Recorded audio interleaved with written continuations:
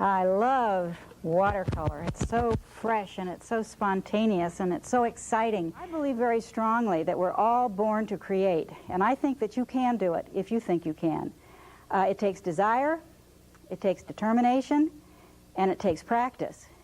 But even more important when it comes to watercolor, it takes learning the basic skills and understanding the fundamental principles. And that's what I want to show you in this video. Now, I'm going to show you how you can take these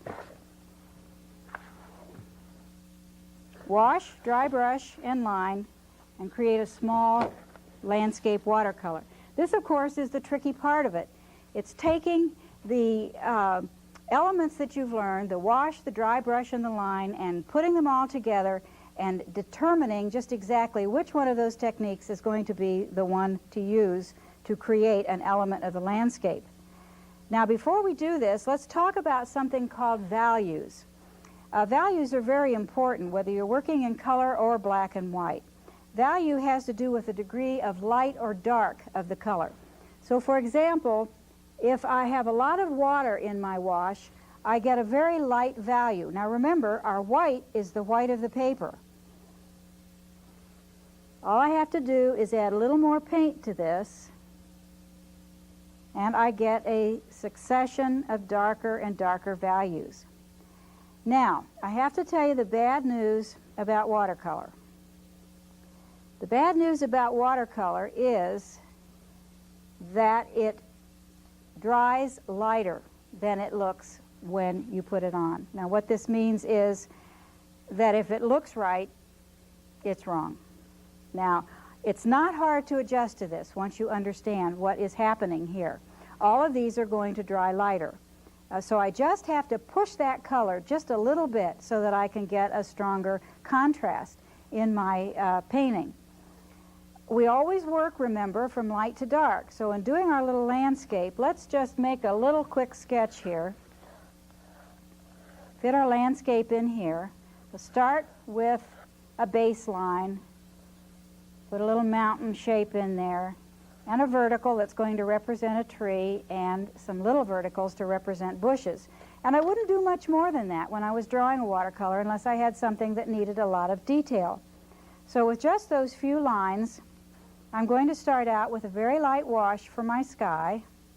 I'm going to remember it's going to dry lighter. I'm going to pull the washes across. I want to be sure that I have a nice bead there to help pull the color down. Now, one of the things that happens when you're working extremely vertically like this is that the color runs down the page very quickly. In my studio, I generally tend to work on about a 30-degree angle. But here is almost a 90-degree angle. But I like to work at about a 30-degree angle because I work very wet, and so my color moves down the page too fast. Now, to make some clouds in here, I add a little paint. I want to be careful I don't get too much water in it, because the water will move down too fast. And because of the soft wetness of the paper, I get a soft edge on my clouds. Might even get a little rain to come out of those clouds because of the steep angle of this paper. Now you notice I went right down through those mountains. That's because I'm going to go back in and paint a darker value. So anywhere I'm going to be painting a darker value, I can put another wash underneath there. Then I'm going to work a little more freely here in the ground area. Break that up a little bit so I have a little texture. And notice I'm working in a slightly darker value. A lot of artists, when they're working with the watercolors, excuse me, will come back in after they've used a hairdryer or after they've let the material dry.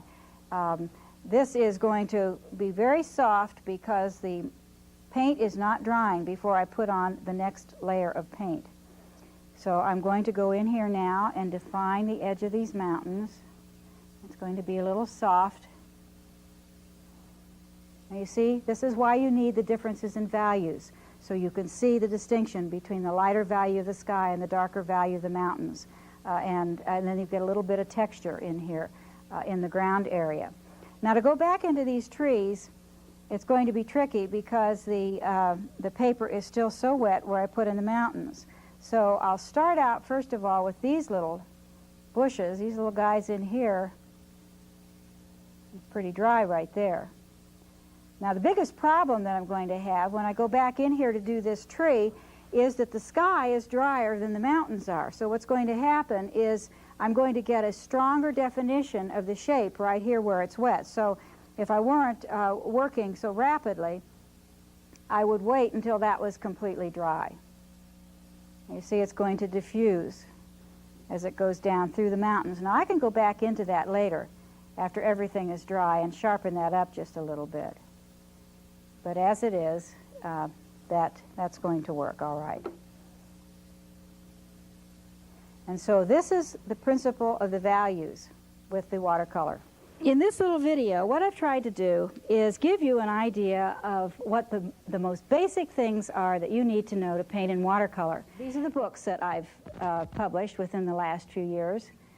It's important for you to learn the basics, and what you do in order to accomplish this is you read the books, you take classes, and most important, you practice and you believe in yourselves.